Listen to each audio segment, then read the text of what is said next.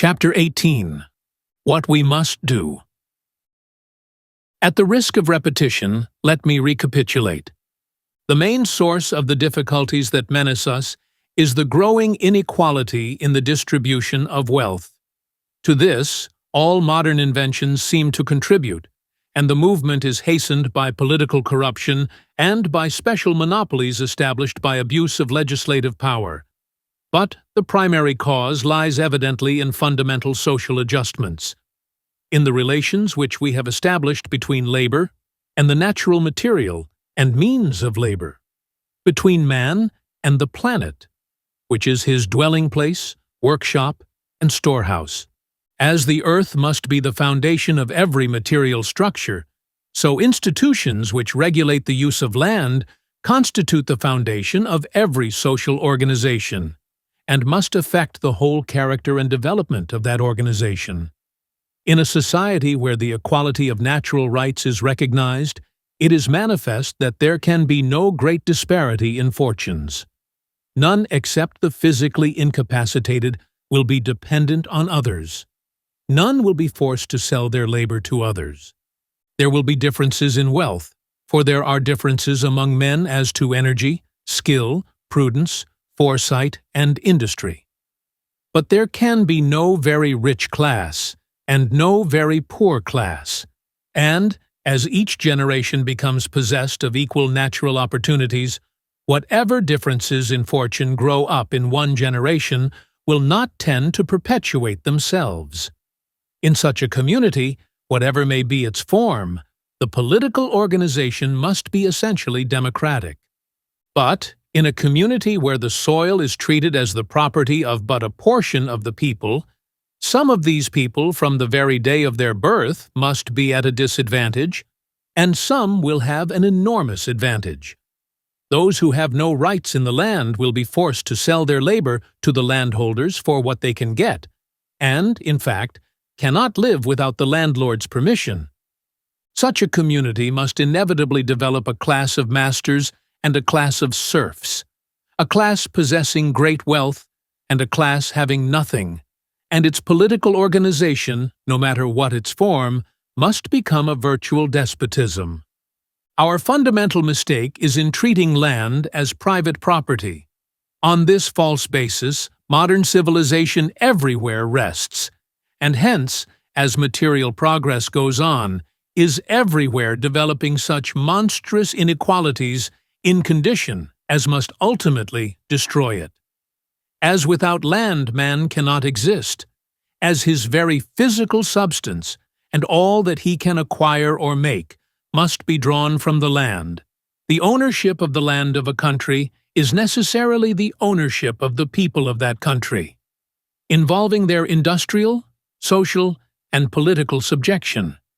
Here is the great reason why the labor-saving inventions, of which our century has been so strikingly prolific, have signally failed to improve the condition of laborers.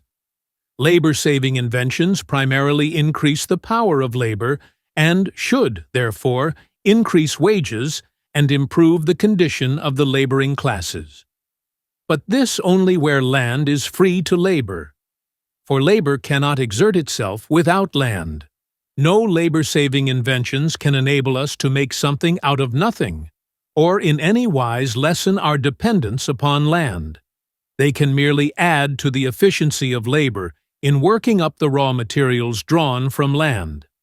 Therefore, wherever land has been subjected to private ownership, the ultimate effect of labor-saving inventions and of all improved processes and discoveries is to enable landowners to demand, and labor to pay, more for the use of land. Land becomes more valuable, but the wages of labor do not increase. On the contrary, if there is any margin for possible reductions, they may be absolutely reduced. This we already see, and that in spite of the fact that a very important part of the effect of modern invention has been, by the improvement of transportation, to open up new land. What will be the effect of continued improvement in industrial processes when the land of this continent is all fenced in, as in a few more years it will be, we may imagine if we consider what would have been the effect of labor-saving inventions upon Europe had no New World been opened. But it may be said that, in asserting that where land is private property, the benefit of industrial improvements goes ultimately to landowners, I ignore facts and attribute to one principle more importance than is its due, since it is clear that a great deal of the increased wealth arising from modern improvements has not gone to the owners of land, but to capitalists, manufacturers, speculators, railroad owners, and the holders of other monopolies than that of land. It may be pointed out that the richest family in Europe are the Rothschilds, who are more loan jobbers and bankers than landowners, that the richest in America are the Vanderbilts and not the Astors, that Jay Gould got his money not by securing land, but by bulling and bearing the stock market, by robbing people with hired lawyers and purchased judges and corrupted legislatures. I may be asked if I attach no importance to the jobbery and robbery of the tariff, under pretense of protecting American labor, to the jugglery with the monetary system from the wildcat state banks and national banking system down to the trade dollar swindle. In previous chapters, I have given answers to all such objections, but to repeat in concise form, my reply is that I do not ignore any of these things, but that they in no wise invalidate the self-evident principle that land being private property, the ultimate benefit of all improvements in production must go to the landowners. To say that if a man continues to play at rondo, the table will ultimately get his money, is not to say that in the meantime he may not have his pocket picked. Let me illustrate. Suppose an island, the soil of which is conceded to be the property of a few of the inhabitants. The rest of the inhabitants of this island must either hire land of these landowners, paying rent for it, or sell their labor to them, receiving wages. As population increases, the competition between the non-landowners for employment or the means of employment must increase rent and decrease wages until the non-landowners get merely a bare living, and the landholders get all the rest of the produce of the island. Now, suppose any improvement or invention made which will increase the efficiency of labor, it is manifest that, as soon as it becomes general, the competition between the non-landholders must give to the landholders all the benefit. No matter how great the improvement be, it can have but this ultimate result. If the improvements are so great that all the wealth the island can produce, or that the landowners care for, can be obtained with one half the labor, they can let the other half of the laborers starve or evict them into the sea. Or, if they are pious people of the conventional sort, who believe that God Almighty intended these laborers to live, though He did not provide any land for them to live on, they may support them as paupers or ship them off to some other country, as the English government is shipping the surplus Irishmen. But whether they let them die or keep them alive, they would have no use for them, and, if improvement still went on, they would have use for less and less of them. This is the general principle. But in addition to this population of landowners and their tenants and laborers, let us suppose there are on the island a storekeeper, an inventor, a gambler, and a pirate.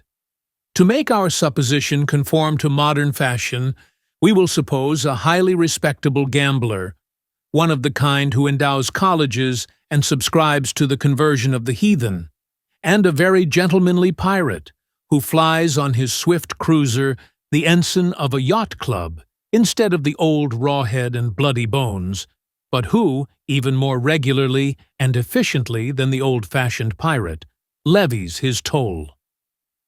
Let us suppose the storekeeper, the gambler, and the pirate well established in business and making money. Along comes the inventor and says, "I have an invention which will greatly add to the efficiency of labor and enable you greatly to increase the produce of this island, so that there will be very much more to divide among you all. But, as a condition for telling you of it, I want you to agree that I shall have a royalty upon its use." This is agreed to, the invention is adopted, and does greatly increase the production of wealth. But it does not benefit the laborers. The competition between them still forces them to pay such high rent or take such low wages that they are no better off than before. They still barely live, but the whole benefit of the invention does not in this case go to the landowners. The inventor's royalty gives him a great income, while the storekeeper, the gambler, and the pirate all find their incomes much increased. The incomes of each one of these four, we may readily suppose, are larger than any single one of the landowners, and their gains offer the most striking contrast to the poverty of the laborers, who are bitterly disappointed at not getting any share of the increased wealth that followed the improvement. Something they feel is wrong, and some among them even begin to murmur that the creator of the island surely did not make it for the benefit of only a few of its inhabitants, and that, as the common creatures of the Creator, they too have some rights to the use of the soil of the island. Suppose then someone to arise and say, "What is the use of discussing such abstractions as the land question that cannot come into practical politics for many a day, and that can only excite dissension and general unpleasantness, and that, moreover, savor of communism, which, as you laborers, who have nothing but your few rags, very well know, is a highly wicked and dangerous thing, meaning the robbery of widow women and orphans, and being opposed to religion. Let us be practical. You laborers are poor and can scarcely get a living, because you are swindled by the storekeeper, taxed by the inventor, gouged by the gambler, and robbed by the pirate. Landholders and non-landholders, our interests are in common as against these vampires. Let us unite to stop their exactions. The storekeeper makes a profit of between 10 and 50% on all that he sells. Let us form a cooperative society, which will sell everything at cost and enable laborers to get rich by saving the storekeeper's profit on all that they use. As for the inventor, he has been already well enough paid. Let us stop his royalty, and there will be so much more to divide between the landowners and the non-landowners. As for the gambler and the pirate, let us put a summary end to their proceedings and drive them off the island. Let us imagine a roar of applause, and these propositions carried out. What then? Then the landowners would become so much the richer. The laborers would gain nothing unless it might be in a clearer apprehension of the ultimate cause of their poverty. For although, by getting rid of the storekeeper, the laborers might be able to live cheaper, the competition between them would soon force them to give up this advantage to the landowners by taking lower wages or giving higher rents. And so the elimination of the inventor's royalty and of the pickings and stealings of the gambler and pirate would only make land more valuable and increase the incomes of the landholders. The savings made by getting rid of the storekeeper, inventor, gambler, and pirate would accrue to their benefit, as did the increase in production from the application of the invention. That all this is true, we may see, as I have shown. The growth of the railroad system has, for instance, resulted in putting almost the whole transportation business of the country in the hands of giant monopolies, who, for the most part, charge what the traffic will bear, and who frequently discriminate in the most outrageous way against localities. The effect where this is done, as is alleged in the complaints that are made, is to reduce the price of land. And all this might be remedied without raising wages or improving the condition of labor. It would only make land more valuable, that is to say, in consideration of the saving effected in transportation, labor would have to pay a higher premium for land. So with all monopolies, and their name is Legion, if all monopolies, save the monopoly of land, were abolished, if even by means of cooperative societies or other devices, the profits of exchange were saved, and goods passed from producer to consumer at the minimum of cost. If government were reformed to the point of absolute purity and economy, nothing whatever would be done toward equalization in the distribution of wealth.